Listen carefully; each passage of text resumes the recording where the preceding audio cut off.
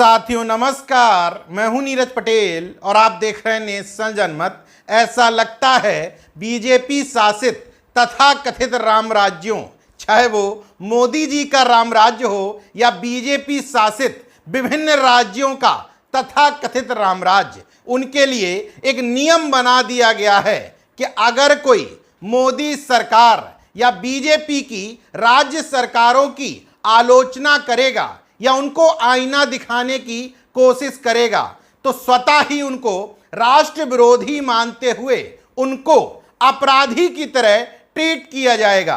National जनमत यूं ही कोई बात नहीं कहता।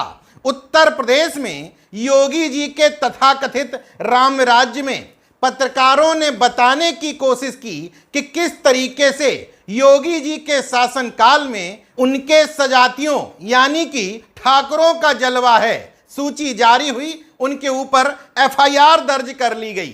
अब इससे भी एक कदम आगे बढ़ते हुए मोहन यादव के राम राज्य यानी कि मध्य प्रदेश के इंदौर से खबर आई है।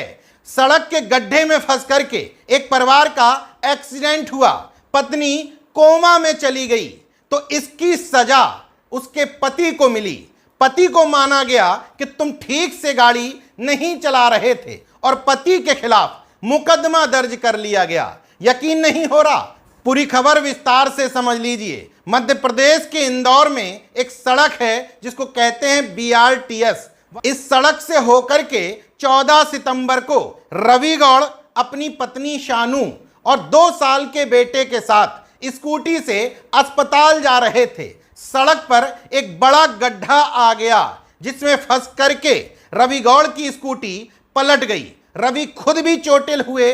2 साल के बच्चे को बचाने के चक्कर में पत्नी का सिर बुरी तरीके से सड़क पर टकरा गया और वो कोमा में चली गई।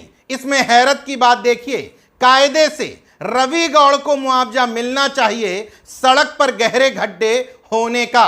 नगर निगम या जिसने भी वो सड़क बनाई थी उस विभाग की या उसके इंजीनियर की, अधिकारी की जिम्मेदारी तय करते हुए उस पर जुर्माना और मुकदमा दोनों ठोका जाना चाहिए था। मगर राम राज्य में नियम है कि सरकार किसी बात के लिए जिम्मेदार हो ही नहीं सकती। तो इंदौर के एडिशनल एसपी राजेश डंडोलिया का बयान सामने आया।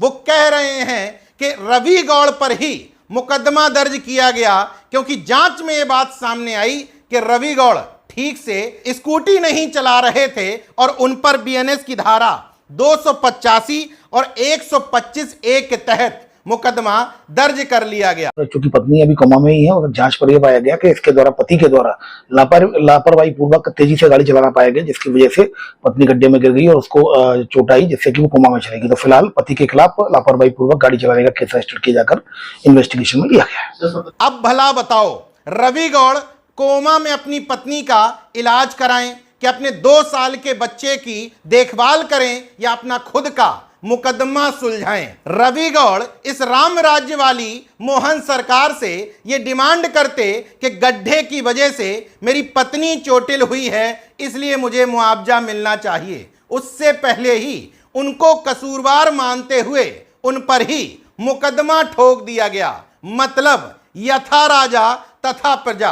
राजा यानी कि पीएम मोदी की आलोचना करने वाले को राष्ट्र विरोधी माना जाता है, सरकार की आलोचना करने वाले पर मुकदमा ठोक दिया जाता है। यहां पहले ही तैयारी कर ली गई कि तुम सड़क की, सरकार की आलोचना कर ही ना पाओ तो हम तुम्हारे ऊपर पहले से ही मुकदमा ठोक देते हैं। हालांकि ये कोई सामान्य बात नहीं है। मुख्यमंत्री मोहन यादव और मध्य प्रदेश के पुलिस विभाग के मुखिया से अनुरोध करना चाहता हूं, इस तरह की अन्यायपूर्ण एफआईआर को तुरंत हटवाइए। इस मामले में रवि गौड़ पहले से ही परेशान है। कायदे से विवेचना इस बात की करिए कि आखिर रोड पर गड्ढा होने के लिए कौन सा विभाग, कौन सा अधिकारी, कौन सा इंजीनियर जिम्मेदार है। मुकदमा उस पर ठोकिए। बेवजह एक शख्स पहले से ही परेशान है, उसको राम राज्य की ऐसे सजा मत दीजिए।